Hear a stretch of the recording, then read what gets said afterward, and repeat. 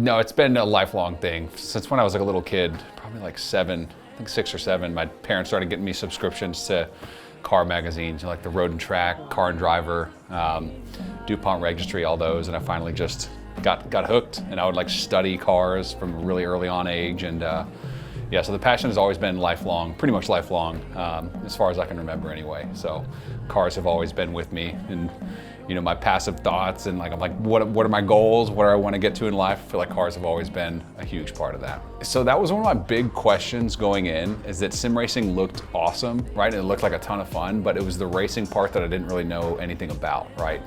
I had a passion for cars, and when pulling the trigger on this rig, I was like, well, maybe we'll kind of learn the racing thing as we go along and kind of find a passion for racing too. And I definitely did. So yeah, that was a big question mark I had going in, because I primarily do iRacing on the rig, and that's just pretty much exclusively racing focused, right? There's not like street cars in that sim. So it was a little bit of a learning curve, kind of like understanding even the basic stuff, like what flags mean, stuff like that. But it was picked it up pretty quick, and definitely, you know, has become a huge hobby for me. So got it. Yeah, so I recently bought a 991.2 GT3 RS about 4 months ago. And then about 6 weeks ago, traded that in for a 992 GT3 RS. So that's currently what I'm driving, just on weekends, and I've taken it to the first track day ever, about a week ago today. So that's what I'm driving on track. It's an unbelievable car. After taking it to the track for the first time, I definitely have a whole new perspective on it. It's a car that is gonna find my limits. I'm not gonna find the limits of that car probably ever. So, you know, going into the first track day, I really wanted to tone it down in my mind, right? Because I could do like a 118, like Road Atlanta lap in the GT3 R, right? But if you take that racing line and those braking points, and then it's real life, right? You've got fear, risk. I was uninsured.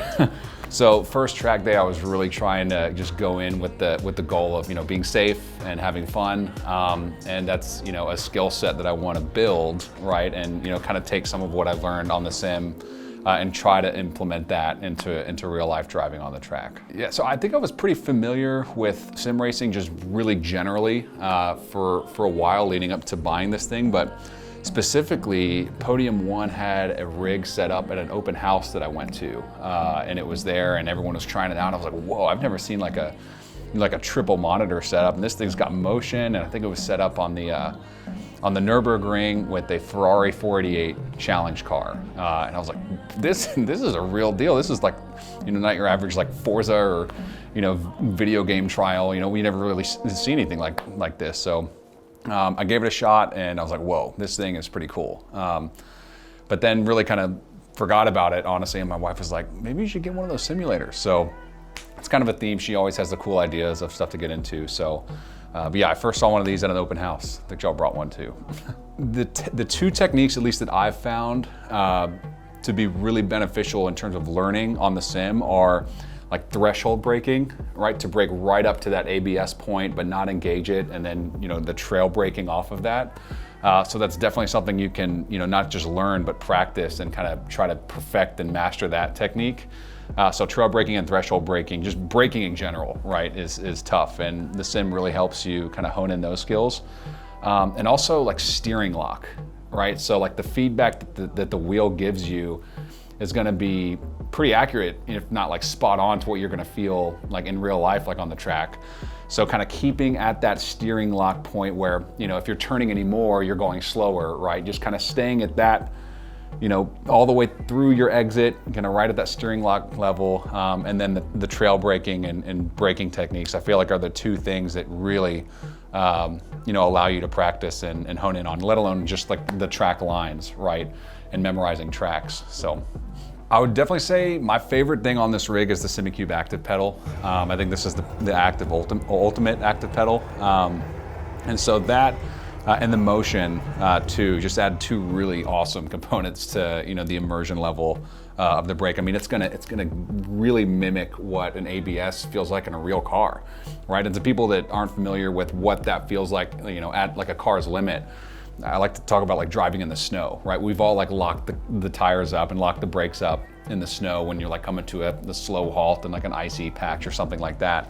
And this pedal will really mimic that, and it is so cool to be able to feel that in real time as you're driving around the track, you know, as compared to like, you know, you're looking at a light. If you didn't have the active pedal, you're looking at the ABS lights that are coming up on your dash, which is fine, but you know, having that feeling in your foot really allows you to train and understand, you know, how to brake. You know, I'll take a quick step back and talk about, you know, like where I was at in life when I bought this thing, right? So I was you know, I was looking for a hobby. I was looking for something to get into. I have 3 young boys. Our oldest is 4. And so we are very, you know, have our hands full with that right now. And you know, at this point in life, it's kind of hard to find, you know, a hobby or something to get into and to pursue. And so to me, the sim racing checked that box in a big way. You know, given that it's always here, you know, after the kids go to bed, I can come down here and rip some laps on the Nürburgring, which we have loaded up right now, and just, you know, blow off some steam and just come relax and hang out and also improve, right? It's a skill set. It's like golf. So it was a challenge in that sense, but also, you know, a really cool hobby for me, at least when looking into sim racing in general, that, you know, check that box of like, what can I get into, right? With limited time, I work a full-time job.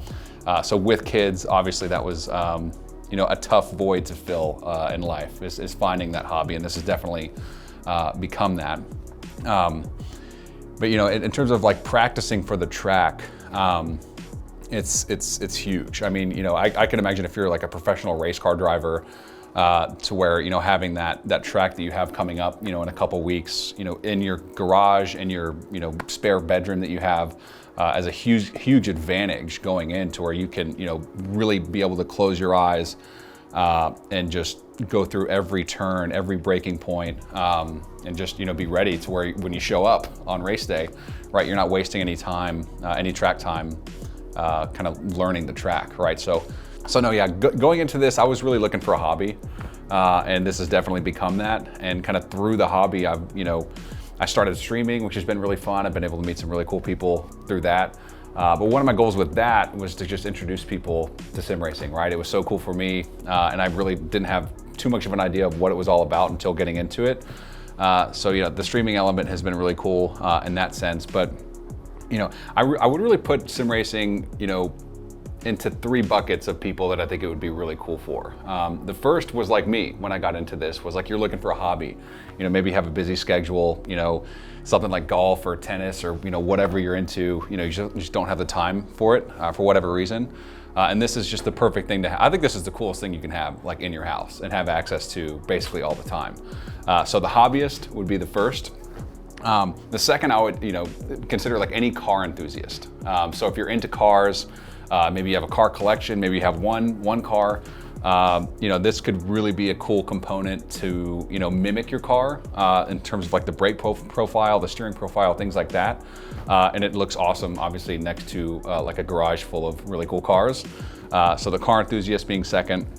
And then the third is like the professional, you know, / amateur / professional drivers, right? If you're a regular track day person, if you're a professional driver, then obviously one of these things is going to be a huge tool in your arsenal to prepare for that, both at the amateur and professional level. So, you know, I think that really kind of wraps the arms around the car community, the racing community in a big way. And I think sim racing is here to stay. I've had mine for over a year now. I absolutely love it. I would do it all over again, and I would get it exactly like this setup is. You know, Podium 1 makes incredible sims. So if you're thinking about getting into sim racing, I would definitely check out Podium 1 and see what they have to offer. Honestly, it's this. I mean, I don't think I would change a single thing on this setup. I have the P1, and I think I bought this a little over a year ago, and the P1 was like the top sim at the time, and then they came out with the P1 Ultimate, which I think is the curved monitors. I love the flat monitors. I've always been more partial, just in like, you know, TVs we have in our house even, to just kind of go with the more traditional flat monitors. There's a ton of real estate on these. They're 4K. And the light that it projects off, especially if you're in a dark room, you know, I have the walls painted black in here to kind of help with that. But for example, if you're driving in a night race, right? And there's a car coming up behind you, something about the way the screens like show that light, it really feels like there's a car like behind you. Like I remember when I had this set up in my garage at the old house, I was in that exact situation and I was like literally turning around like someone's in my driveway because I thought there was like a car behind me. So these Ultra Gear monitors are incredible. And honestly, I wouldn't change a single thing. This is the dream setup for me, the P1 with the motion, with all the bells and whistles and everything. And I absolutely love it. If you're wanting to get into sim racing, my advice would be to do it. At any level, sim racing is an absolute blast. If you're into sim racing and want to try to improve, I'm not an expert by any means. I have a 3K, 3000 I rating.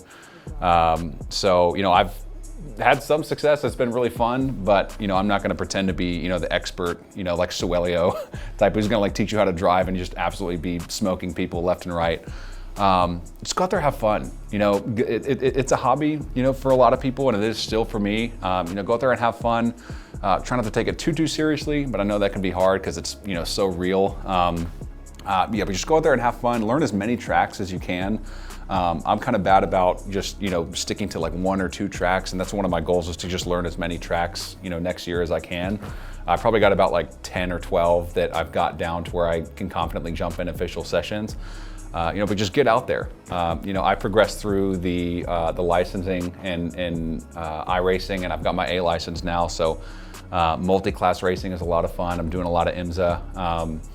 So yeah, just get out there. Don't be scared, and just get out there and race. So yeah, I stream on YouTube. My handle is Hyspeed1, HY. So yeah, come find me. It's been a lot of fun. I post not only videos about the sim, but videos of my car and taking it to the track and just driving. So yeah, that's been a lot of fun. So come find me on YouTube.